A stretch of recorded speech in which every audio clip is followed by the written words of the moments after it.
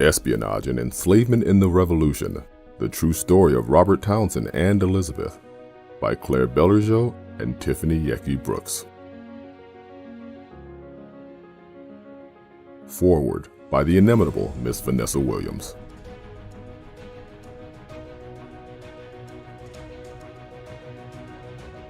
In January 1785, a young African-American woman named Elizabeth, or Liss, was put on board the Lucretia in New York Harbor, bound for Charleston, where she'd be sold for the 5th time.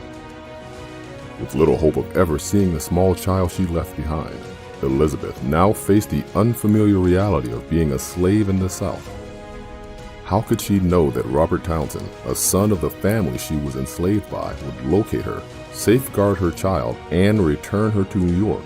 Or how her story would help turn one of America's first spies into an abolitionist? Townsend is best known as one of George Washington's most trusted spies, but few know about how he worked to end slavery. Discover, as their story unfolds, how prominent historical figures crossed their paths, including Benjamin Franklin, Alexander Hamilton, Benedict Arnold, John Adams, and many more. Learn more about this new American founding figure. Espionage and Enslavement in the Revolution.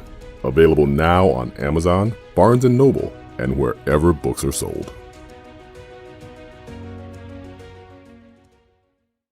Hey everybody, welcome to Big Blend Radio's Way Back When show. Today we're excited to welcome Claire-Bellerjeau and Tiffany-Yecke-Brooks. They are the co-authors of the book Espionage and Enslavement in the Revolution, the true story of Robert-Townsend and Elizabeth. This is about spying and slavery during the Revolutionary War. How often do you hear about slavery in those times? We always think about the Civil War, but this goes way back when, and this is quite a story. The book is out now through Lyons Press. You can get it on Amazon. You can get it on, I think it's Barnes & Noble, but you can also get a signed copy. You go right to the website. It's espionageandenslavement.com. So let's welcome Claire on first. Welcome. How are you? Hi, it's great to be with you today. Thank you. You too. You too. And welcome, Tiffany. How are you doing? Hello, I'm doing very well. Thank you for having us. Hey, so listen, how many books do you have behind you there? Since, you know, for all those watching, you see that she's like in the library. Countless. I am a former literature professor turned full-time writer. So this is, and Your that's library. not even all of it. Oh, we love it. We love it. We love it. Cool. So Claire, how did you meet Tiffany? We actually met when she was helping to write and research a New York Times bestselling book called George Washington's Secret Six, which is about the Culper spy ring in the Revolutionary War. Oh, this makes sense because that connects right back, right? Yeah. Because you think, yeah. So I want everyone to know where you are too, because you're also a director of education and a special place, which also connects back to the story that you're going to talk about, Robert-Townsend, because Robert-Townsend was the spy for George Washington, right, ladies? Yep, he was the lead spy in New York City. So there was a spy in New York City, which was British headquarters in America.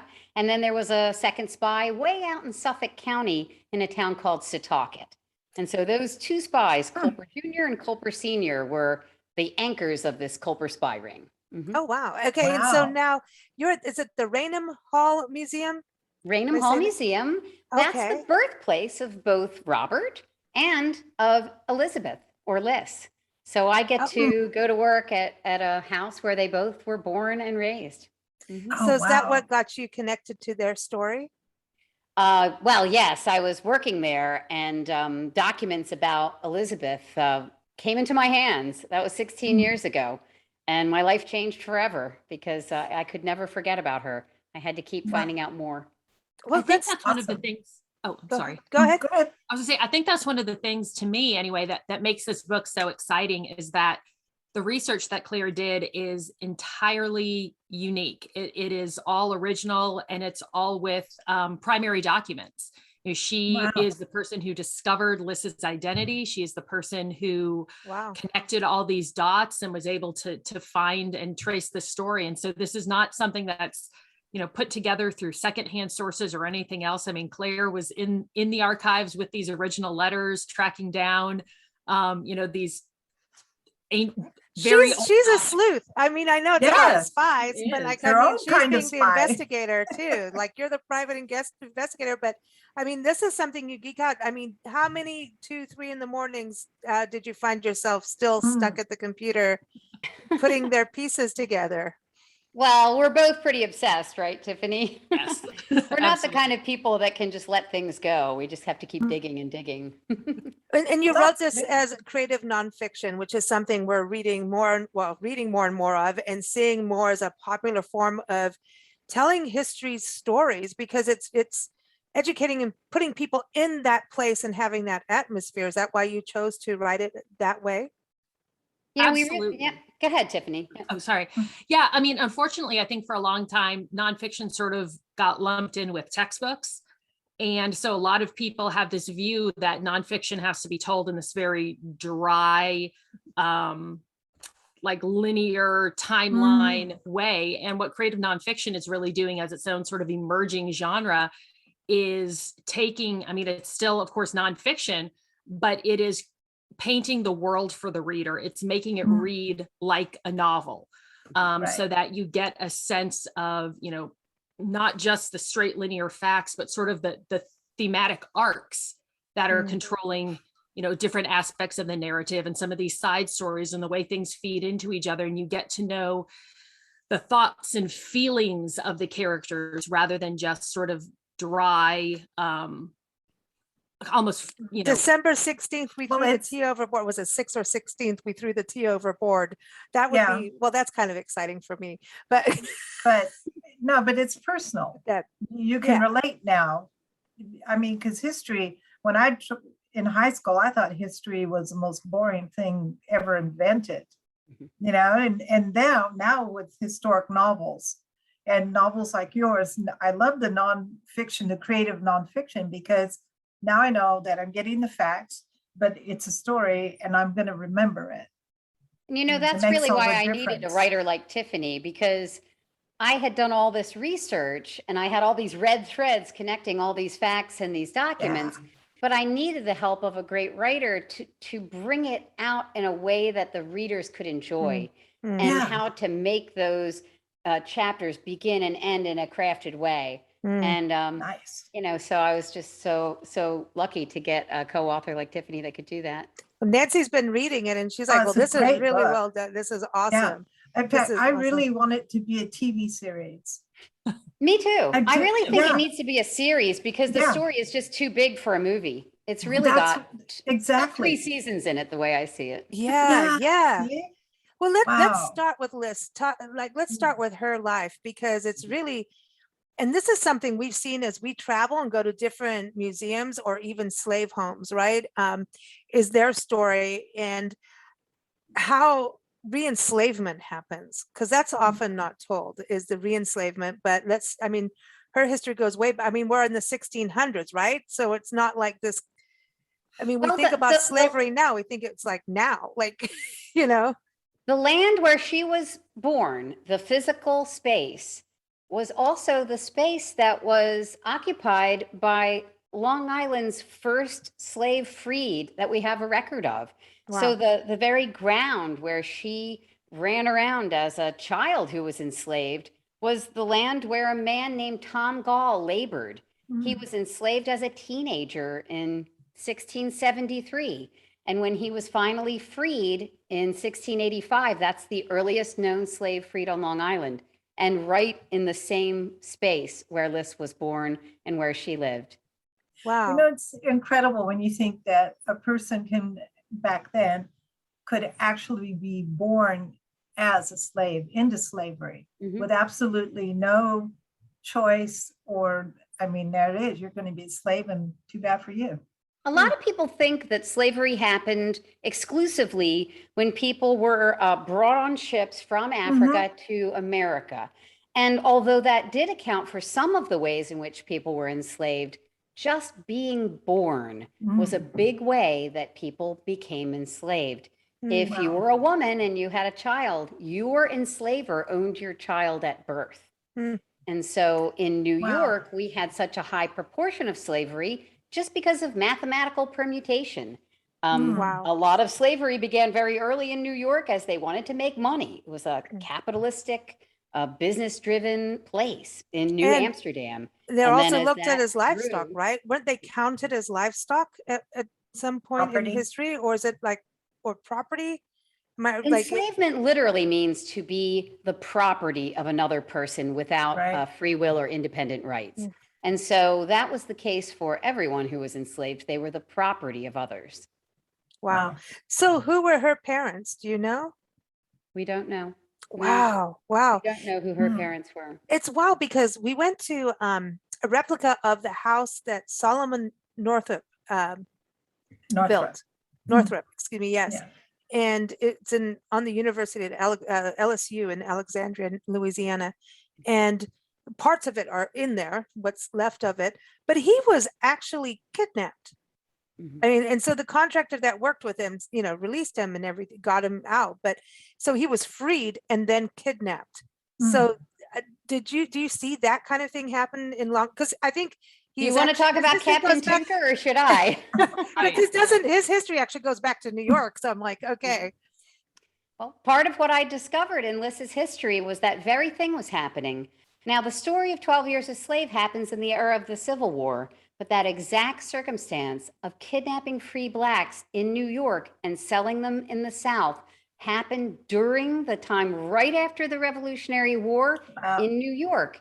And the villainous man who did this in our story has a very creepy name, right? His name was Captain Tinker. And he was well known for kidnapping free Blacks in New York City and bringing them to Charleston to be re-enslaved. Now, he actually transported Liss in his ship down to Charleston, but she wasn't re-enslaved. She wasn't kidnapped. She was still a slave at that time. So she was shipped as property. But One of the- alongside her voyage, he was going back and forth and kidnapping free Blacks. And something quite that Claire notorious. found that's so interesting tying into that is that there were anonymous letters sent to newspapers under the pen name that Benjamin Franklin used when writing Benevolence. Benevolence, that was warning African Americans in the city, saying, the notorious Captain Tinker is known to be here, has a ship, Wow. will be leaving, be careful. I mean, so it's so real. You see that's a very real fear and anxiety that people would have had, knowing that there was this kidnapper on the loose, basically. And these ads are heartbreaking. The words that are used, don't become a victim of this man, as so many others have. And we've Chilling. heard out in the harbor, people crying out in the night to be helped who have been kidnapped, and the boat is leaving now. I mean, it's Wow. truly chilling to think of it. Wow. Wow. And you always think, when you look at again going slavery, you always think of the Civil War time, and you always looked at New York as being, well, then there's the Irish too that also were slaves, that is from what I've heard too. But you just always looked at New York being, we're the ones who are releasing everybody and doing all, so this is like a new thing for us to all kind of remember in history and go back to. But I don't know how many There was more stories are out slavery there. in New York than any other northern colony. Wow. During the time Wow. of the Revolution, New York had more slavery in 1770 than all of the New England colonies combined, Wow. and more in 1770 than Georgia. Wow. Wow. And so a lot of this connects over Oyster Bay where you are, right? And Well, that's the birthplace of both Robert and Liss. Okay. And so slavery wasn't exclusive to Oyster Bay. That was just another town of many, but it's the one where our story takes place and where I've done my research. it sounds like a vacation spot, It does. Here's this other story. And you're like, I don't know. Let's go to Oyster Bay. There's a lot of history there. That's where Theodore Roosevelt lived with his summer White House when he was president. And it has a lot of great stories to tell, but Liss is now one of them. Wow. So one thing that became apparent from what Nancy is telling me and through what I've read is that she was pretty strong. Like she didn't let things happen. She kind of really moved her life forward the way she wanted as best she could. One of the things that's so interesting about the story to me is how much agency we see that she takes, as much as she was limited in terms of her time and her place and her legal rights. She makes decisions that sometimes even seem confusing. You look at them and you think, well, may not have been the choice I would have made in the circumstances. But you see that she's a woman who knew her mind, and she had her reasons for doing things, and she made choices that asserted her own personhood in a way that's really, it's moving, actually, because so often these characters, as we discussed with nonfiction stories, seem sort of flat. You know, or they could seem like they're just a series of facts. And here we see a very dynamic, real woman who's engaging with life on her own terms.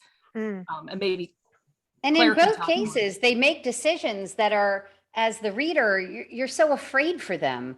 And you're wondering how it's going to turn out and what decision you would have made. Yeah. And then with the case of Robert, his great regrets, we really see as he becomes an older person, he did not succeed as much as he would have liked to in making the legal change for enslaved people. His group failed in many ways, couldn't get the votes to end slavery, which didn't end in New York till 1827. Wow. So I mean, we're looking at centuries happening in between what happened. But Lifetimes. yeah, let's talk about Robert-Townsend and how he connected with Liss. And because it's interesting because she kind of, I think, was it their relationship that kind of got him to understand like people versus property? You know, he came from a family that enslaved at least 20 African Americans. His father grew up in a household that enslaved people. So this was deeply embedded in the culture of where they were from. But of his family of 10 people, he is the only one that seems to have joined an anti-slavery movement. And when he was around 30. And so right after the end of the Revolutionary War, he joined the New York Manumission Society, which was founded by John Jay, had Alexander Hamilton as one of its main members. And even another spy, Hercules Mulligan, was a member of that New York Manumission Society. And their mission was to end slavery by law, but they could not get the votes to do it. Wow. You know, it's interesting because I think that the slave owners themselves really were convinced that these human beings were property, and they helped them make a profit. So if you were going to end slavery, then their own livelihood would be at risk. It was deeply embedded in the economy of the world. And in many ways, it was hard to end it. And somebody was going to feel economic pain, you know? Yeah, exactly. They even came up with a crazy idea when the abolition of slavery in New York was actually set into motion. It was 1799. It wouldn't actually kick in for another 28 years. And that 28 years is the gradual abolition. But they made a little concession to enslavers in 1799. And it's so weird to talk about, but it was called the Abandonment Law. Here's how it went. If you enslaved a baby, if you legally abandoned that baby before its first birthday, you would get a little monetary kickback for every baby that you would legally abandon. And so we have these records where it says Jesse abandoned, Manly abandoned, Wow. you know, Teresa abandoned. And then those slave owners were getting little bits of money, and the babies were still with their mothers. It was a legal status. But so many New Yorkers did this that the government couldn't afford to keep it up, and they ended that abandonment law in 1804. So it persisted for 5 years only. But it just goes to show you the legal difficulties, the things we don't think about now, and the concessions they made. Well, to me, I think it's important now for everyone to hear these stories, you know, because we do repeat history if we don't know any better. And I think that's what's so important about writing the way you have and telling her story and his story. You know, Tiffany, can you tell us a little bit about the connection between Liss and Robert-Townsend? I mean, how their communication was and just what their relationship was like. Sure. Well, Claire would actually be the better person to answer this because she can. I'm happy to jump in. You know, Robert was like 10 years old when she was born. So he literally watched her grow up. But when he was in his late teens, he left Oyster Bay, which was more like the country, to go live in Lower Manhattan and to be an apprentice at an auction house that sold mostly general merchandise, but occasionally 9-year-old girls, 10-year-old boys, 11-year-old, 12-year-olds. sold away from their families into slavery, never to be seen again by their mother and father, who would not even know where their children were. And we don't know the extent to which that moved him towards his feelings of sympathy and his feelings against slavery, but it's a significant thing that did happen to him. Of course, Liss was enslaved back in Oyster Bay, but when the British took over Long Island in the fall of 1776, British regiments started living in their town and the commanders billeting in their house. And so all the enslaved people, just like the Townsends, were stuck behind enemy lines. And so Robert began his work as a spy in Manhattan, living and working in a place called Hanover Square. And meantime, back in his family's home, people like Liss were serving not just the family, but all these British that had come to live in the house at the same time. Now, coincidentally, one of those commanders was himself an early abolitionist, a commander named John Graves Simcoe, who commanded a British regiment called the Queen's Rangers. And he no doubt spoke with Liss and made her aware of his abolitionist beliefs and told her that the British were about to start offering slaves freedom if they would escape their American enslavers and come over to the British side. And I just want to add here that the reason we know that they would have spoken is that when the Queen's Rangers wintered in Oyster Bay, Simcoe actually stayed in the Townsend's home. So he actually billeted in their home, lived with the family and the enslaved people who were there. So it's not speculation to think that they could have run into each other in town. I mean, she was making his bed and preparing his breakfast. And there were these very, very close quarters where they lived for 6 months. Yeah. Wow. Yeah. That's amazing. So we Even now actually the have British come in and documented said- evidence of Robert writing to his father when Liss escaped with Simcoe. When he and the regiment left Oyster Bay, she left with them. Now, okay, so she thought the British will take her over. So like, here's all these spies. Would she spy on the Americans for the British? That's one of the things that we put out there as a possibility. We can't ever prove it, but it is definitely Yet. plausible. You never know.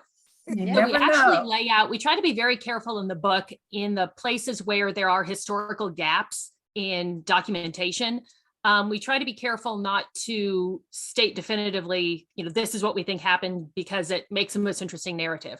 We try to lay out possibilities based on what we do know. And so that is actually a place where we lay out, 3 different possibilities of what may have happened with her escape.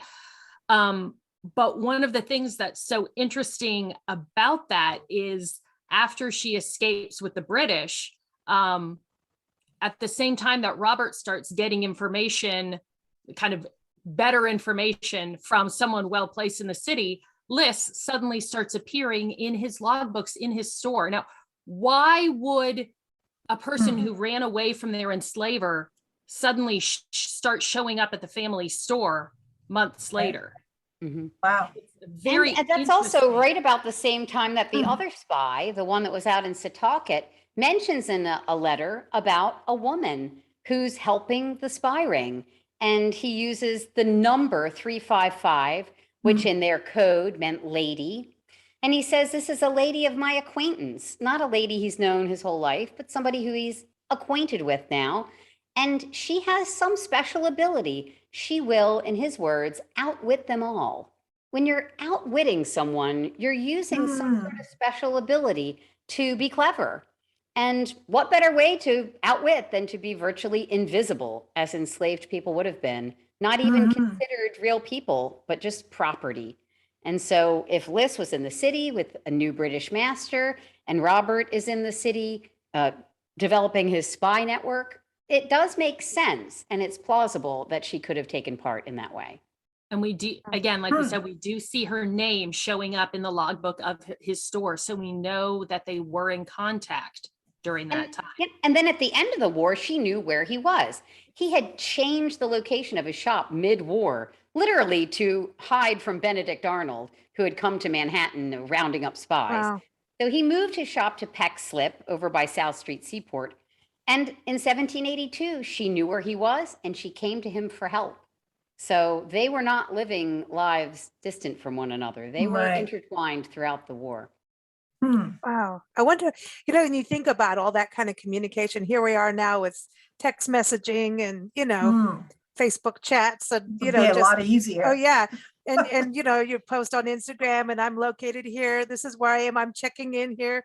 The check-in could get you in trouble, so it's interesting when you think, when you're digging through this and reading their letters, I mean, the language is even different. I mean, to understand their writing to each other. And is there emotion in their writing, in the letters that you read? Well, some of the things he says about Liss are amazing in the letters when he's saving her from being sold south to Charleston. He requests that warm clothes be bought for her for the traveling back up north in case she doesn't have warm clothes. He describes her only fault as being too fond of company. Her only fault is too fond of the British officers, and That's they're really interesting words. He really does speak about her in an interesting way. And now writing this, Tiffany, and putting this flow together, right, to get it all, because there's obviously tons, of information to get this to flow. Did you get her to create her character because of the creative fiction part, right? Creative nonfiction, excuse me, to get her character. Do you just kind of like build her like you would if you're writing a novel? How do you get to that part of this is what she is? Or you're reading her letters or? Well, we wanted to be extremely sensitive, first of all, because we don't want to put our own thoughts and words and ideas in her head. As 21st century women, as white women, there were a lot of sensitivities that we wanted to be aware of, that we did not want to impose our ideas on her. And so that's when I was saying earlier, sometimes you read things and you're like, gosh, what would I have done in those, in those circumstances? Is that the choice I would have made? So we didn't want to read ourselves onto her. But there are some aspects of her that we felt we could safely speak to, such as being a mother, and a mother who is being forcibly separated from her child. I think that's got That's some rough. universal emotions there. So, you mentioned her letters. Well, unfortunately, we actually don't have any letters from Liss directly, because we don't know if she could read or write. That was not a skill that was very often extended to people of African American heritage. And so what we have from her is all secondhand. We're reading her sort of through the lens of Robert or his brother, or these other people who come into her life. So that was one of the real challenges with Liss, was how to make her a real person on her own, kind of on her own, rather than through the lens of these other people, and yet also trying not to craft her in our own image. See why I needed Tiffany? Yeah. Yeah. It could be difficult because, I mean, you could have a television mind or with today's things that you see on television, she could be like James Bond, only female, but she's not. There will be a world of her movies. There will be a world of her series. There will be her Broadway musical. I know these things will happen. I feel it in my heart. And good. she deserves all those things. But what Tiffany and I wanted to do was to lay a solid, factual foundation. So our book could always be the starting place and where people could always find the truth. And then as her story is layered, embellished, crafted by others, which will happen, it will be with America forever now. We want to always be the bedrock, I think we didn't do or say so anything important. that was incorrect. I think it's so important. And I think there's more of these stories out there, that, Of course. and just even going back to the Revolutionary War and that time frame. I mean, again, just you're shedding light on how long slavery has been happening in this country. That's really huge to understand. Well, slavery was part of slavery has been part of American history longer than it has not been part of American history. It was legal longer than it has been illegal, which is deeply sobering to consider. It is. because it's very easy to think of it as sort of almost a bit of a blip of, oh, it's this thing that happened around the Civil War, and then there was a Civil War and everything was It was better. gone. Yeah. And it's not that way. It's so much longer and it's so much deeper. And as the book shows, it was so much more widespread than people care to think. People want to think of it as a binary of North free, South slaves. And that was absolutely not the case. Every one of the 13 colonies had legal slavery, every one of them. And so what I think what books like this do, and what research like what Claire conducted helps to do, is to show how much more complex the web of America, the tapestry of American history is. Now, something that's so interesting is that in her story, we have all these different big name founding father type characters who come in, like Benjamin Franklin and John Jay and Alexander Hamilton and just all these different characters that we know who are part of the American mythos, who actually do intersect with her story. And here we have a woman who doesn't look like a lot of those characters who we do hold in the American, sort of pantheon of founders, who was very much alive and living a real story that impacted everything that came after as much as what those men did.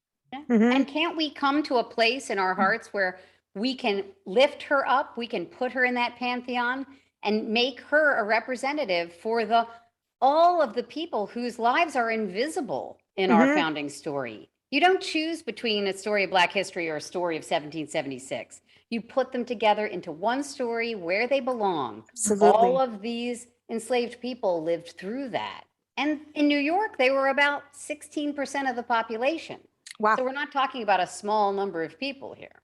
Well, also right don't- now we're dealing with a thing where it's, slavery, that happened and it's over now. And it's what you're saying too, just that point that slavery has been here longer, than not in the new America, let's put it this way. But, because we think about Native Americans first here. And so it's kind of this, like you say, there's these thoughts of blips, and understanding the amount of repression and how long it takes to get out of repression is a conversation this country needs to have, and not just talk about it, fix it. And you don't know how to fix it unless you understand the length. These are generations after generations and generations, like not knowing who her parents are, those are stories. We know people who just, I don't know which country I come from, like which African country was it, and trying to do DNA and trying to find that is really we hard. don't know if she ever had a last name, or if she did, what that last name was. People have said to me, do you think you can trace her son Harry? Well, even in Oyster Bay, there were multiple enslaved men his age named Harry. If Harry took a last name, I don't know what it was. I think I read a long, long time ago that every civilization in human history had slaves at one point or another from the very beginning.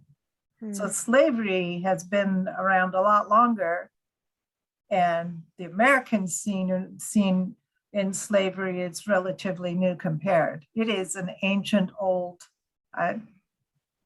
cultural custom, I guess, tradition. Yeah, it really. Well, I want to make a it's bad. distinction here with chattel slavery. Okay, so I really want everybody that's listening to understand the terrible consequence of this idea that your baby is enslaved from birth. This is not being an indentured servant. This is not having slavery that begins and ends in your lifetime.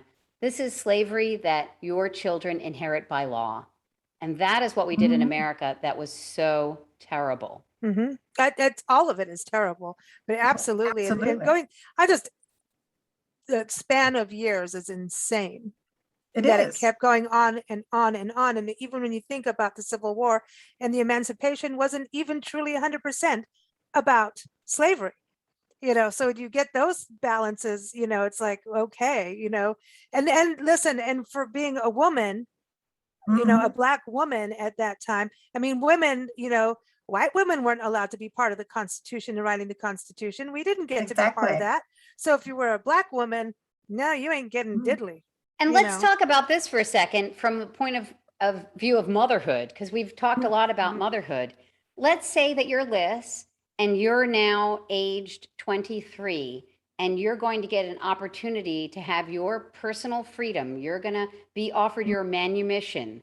Well, let's say that your child is 5.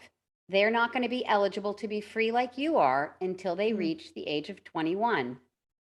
Wow. Just because you become free doesn't mean your child is free. Man, that gives you a whole other thing for a Isn't it 21st birthday, crazy? man, and freedom. Yeah. And even then, it's like, Mhm. okay, you know, and then from slavery goes into sharecropping and all the other, you know, and all the slaves that fought, you know, in wars. I mean, freed people fought in wars, you know. Enslaved people fought in the American Revolution. Exactly. I mean, there's like, dude, Absolutely. I just Absolutely. wanted George to- Washington offered enslavers if they would send their slave to fight in the American army for 3 years without problems. At the end of the war, the slave would be offered their freedom and the owner would be offered 500 acres of land. So let's Wow. think about that. They would Wow, send so thousands That's of a lot of enslaved land. people. There's a How lot of about if you slaves. didn't make it though, if you were the enslaved person fighting against your will for the Yeah. country that enslaved you and you died? that makes no sense, right? No. That's Well, and nuts. something, going to the idea of women's history that we were talking about, one of the details that's so interesting in the story is in one of the letters, they actually mentioned that Liss's sister was offered her freedom and declined it. And now we can't know why she declined it, but this is while Liss is absent from Oyster Bay when she's been sold down to Charleston. And one of the things it's hard not to wonder if she declined it because Oyster Bay was the life she knew. And what if her sister came back and she was gone? And not knowing their parents, this is the only family she would have had, you know? And so if she took her freedom and went somewhere else, suddenly that one tie that she had to history, you know, we talk about that idea of people not even being able to know, like you said, what country in Africa they come from, or, you know, to have that idea of lineage that goes back and how hard that is for people who, you know, family ties, like that's a natural human instinct to want to have. So it was very powerful to read that line in the letter, because your first thought is, why in the world would somebody decline their freedom if it had been offered to them? But then when you look at what that would have meant and what it involved, you know, you start to see deeper motivations there. And we also Maybe- don't know her sister's circumstance. She may not have had a trade. She may not have had a skill that enabled her to make money. And of course, she had no money of her own or any property or any possessions of any kind. And that's exactly the thing that I was talking about, why we have so many of these years where people think, oh, well, slavery's over, No, that's why sharecropping existed. You know, it's because, and there are white That people was the that sharecrop too. in-between step. That That's in an between, but it's not like a for real healthy program to move a family or people forward and help them. It wasn't. So I think that's when you think about what over 200 years of this, you know, saying no to freedom. If you don't have any, you're like, okay, so I'm going to walk outside and now what? You know, I don't know. I wasn't taught to read or write. I think there's What one happens school they were taught somewhere back east. I'm not sure. What but- happens if you're a mother and you've been given your freedom, but your children are still enslaved? Are you leaving? There's an Mhm. interesting history that I uncovered of a couple who were enslaved by this household named Jane and Gabriel. Jane and Gabriel were given to the oldest son as his wedding present by Robert's parents, and they went on to have 7 children.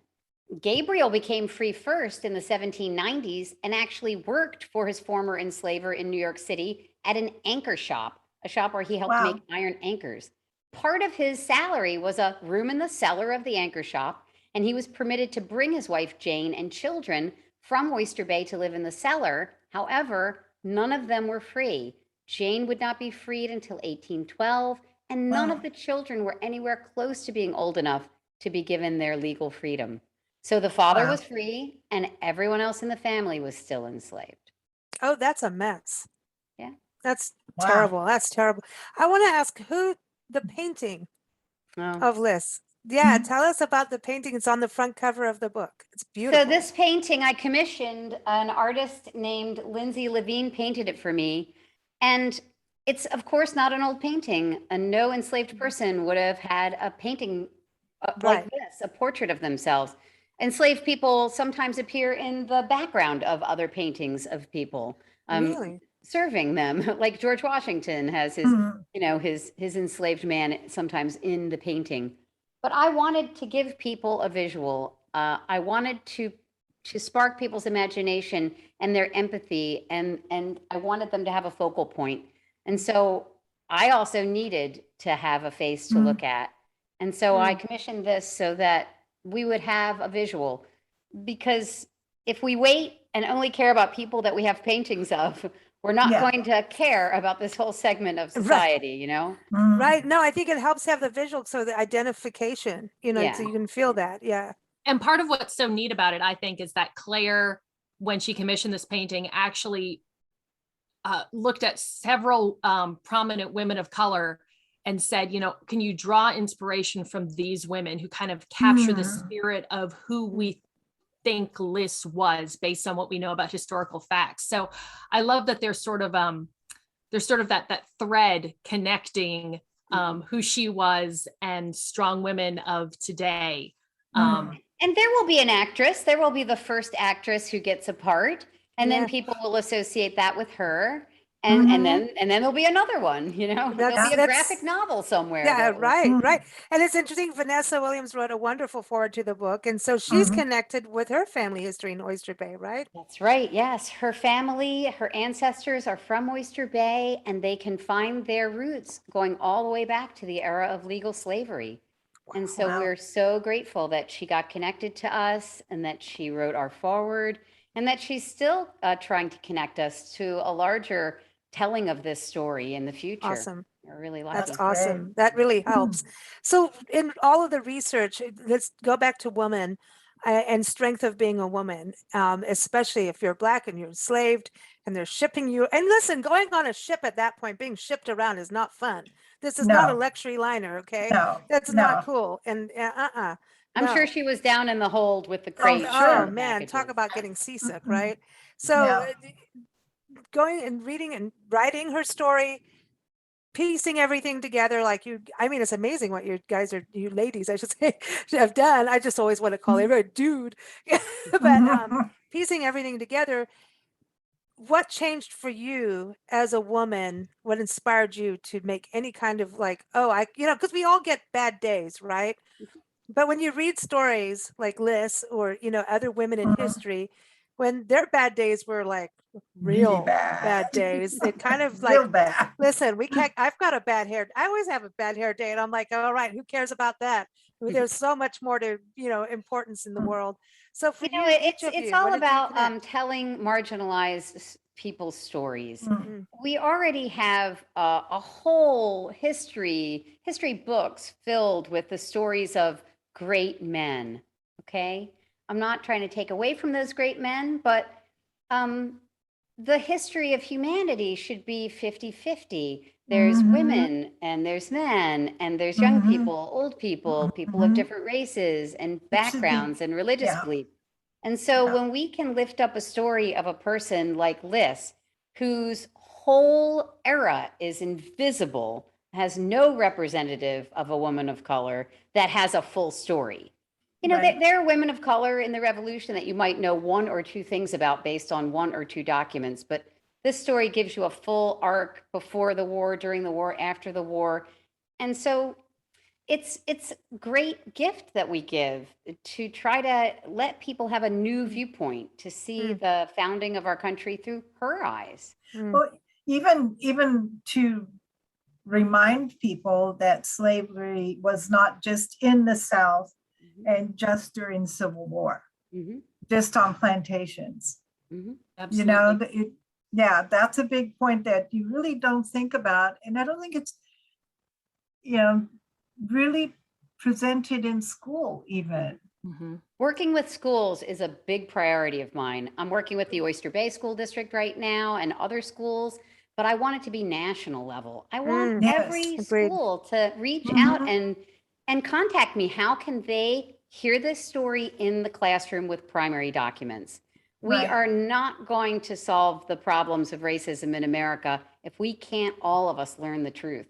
And that starts Exactly. with school. It Yeah. starts with kids. in school. Absolutely. Yeah.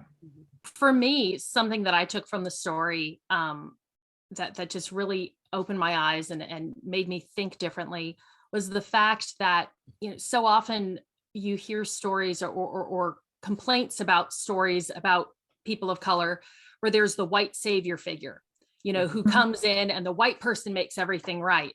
And one of the things about Liss's story that to me is so moving is how she advocated for herself. And that, you know, she did have to work within the legal systems and the power and privilege systems that were in place at the time, but that she ran away. Then she approached Robert and she expressed her preference, you know, for staying in New York rather than going to Canada with her British master. And it's so interesting on this book to see how Liss advocated for herself. And she was bold in a way that we may not often, you know, imagine somebody of that time where, again, all the laws are against you. Exactly. Yeah, Yeah, she was Yeah. she saved herself in a way that is so moving, because the amount of courage that had to take is just mind-blowing, you know, I knowing think what so odds Moved were by against you. Robert's story too, because he's often thought of as the hero. He's the hero spy. And he did step up and try to help her over and over again. But he also saw in his own attempts failure. He saw his own failure, his own inability to change the law. And in the end, ended up maintaining the lives of 12 slaves that belonged to his father's estate when he was put in charge of them. And his choices and whether or not to keep large tracts of agricultural cropland, because the only way to run that cropland was to have the work of enslaved people. And so we see at one point he sells it all off. You know, he doesn't become a politician like his father and his brother. He doesn't do the expected social norms. He's very much a rebel in that way. But at the end of his life, I think a rebel who questioned his choices and faced a lot of depression. So nobody in our story is a clear-cut savior, villain, human. hero. They're Everyone human. is a true They're layer human. of person. Yeah. And by the way, I Yeah. wanted to say thank you for saying marginalized people, because so often, even on the news, you're hearing, well, the minorities. I'm like, how can you call anybody a minority? You know? Well, Well, they're unless speaking if you're numbers. calling somebody else a minority, then you are the minority. But you No, know they what I don't mean? mean it that way. I know, but you know what I mean? It's been, I just hear this rhetoric all the time, and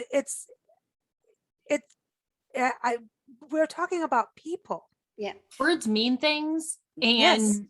and the way we use them impact the way we think about things. And so when you say marginalized people, you're drawing attention to the fact that Exactly. these were people who historically had laws and cultural norms and practices that were stacked against them. They were pushed aside. And it highlights the historical violence that was done, you know, to groups of people. You know, racism is not, you're not born a racist. Nobody is born a racist. That is a learned behavior passed down from your parents, your great grandparents, their parents, their great grandparents. This is a learned behavior that started somewhere and has been taught and retaught in almost, in fact, in every culture. But everybody So has that's the the human opportunity thing, to learn to more change it. and Yes. to change it And to become change it, more, you know, it's something that empathetic. should have been changed, you know, years and years and years ago, but there's that profitability factor. That's why I love what your I doing mean. schools. Yeah, you know, I mean, it's really crazy what people have done to each other. It's crazy. Kids But- will learn what you teach them, though. And And when adults absolutely, come to it's me and they say, taught. I didn't know, I always say to them, it's not your fault. You weren't taught this. Yeah. You know, when you don't teach people things, that's why they don't know them. It's amazing the number of book talks that we've done where people have said, I've lived on Long Island my entire life, and this is the first I've ever heard that there were slaves here. Right. Oh, wow. I took Lisa to Africa and I put her in school, and she was the only white kid. Yeah. Oh, it was the reverse. So she got the I was the only white kid, but I learned, and we were multicultural, and I was the token white, and it was interesting. It was a very interesting experience. And, right. but this is important about our youth, because I think sometimes the parents are also learning through the youth and through books like yours. Are you doing book clubs or anything like that? yes. And people can contact you through your website for. Absolutely. We love to be in touch with any kind of club that wants us to come and speak with them on a Zoom like this one. Just go to espionageenslavement.com. There's a contact button, and just get in touch with us. We would love to hear from you. That would awesome. I think, universities too, history clubs, and yeah, man, I think that's a good thing about the internet, man. You can go around the world and you can. because this is a global issue too. So I think your book is also telling a global story, and that's, the more we can all learn, the better. So thank you both for all the, how long did it take you to do this? 16 years. Wow. Were you writing it together, or did you come in towards the end? We've been together 5 years, Tiff. Yes. Wow. We'll always know how long we're together because she just had her daughter. Oh, well, My daughter was congratulations. 4 months old when Claire called me about the book. So she's in first grade now. So we can. Oh, okay. So that's how you know. That way. Wow. Wow. And you've got a pandemic under your sleeve too, It's like, What the heck? well, yeah, it's just, good writing time, but really, how wonderful. And 16 years of research, it's got to feel good to birth this baby.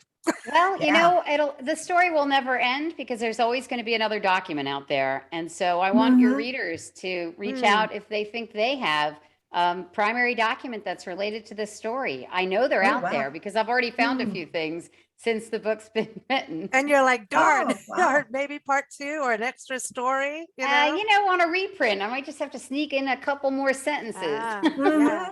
Yeah, well, awesome what you've done. Again, everyone, go to the website. That is the best thing, Espionage and Enslavement.com. You can get signed books through there. Of course, you can get on Barnes & Noble, Amazon, all those places. Again, the book is Espionage and Enslavement in the Revolution. And get it now. Again, it's by Claire-Bellerjeau and Tiffany-Yecke-Brooks. And keep up with us at bigblendradio.com. If you sign up for our newsletter when you go there, then you will also get an email with our new Way Back When history magazine coming out with lots of women's history. And you ladies, your interview will be featured in there too. So I think it's something strong. It's not just for March. I feel that way also about Black history, that it should just be full on all the time. But I know we have to raise awareness. So I'm not saying anything against that. I'm just saying women's history should always be out there too. So thank you both so much. Thank you so much for having us. Bye. Thank you. Bye.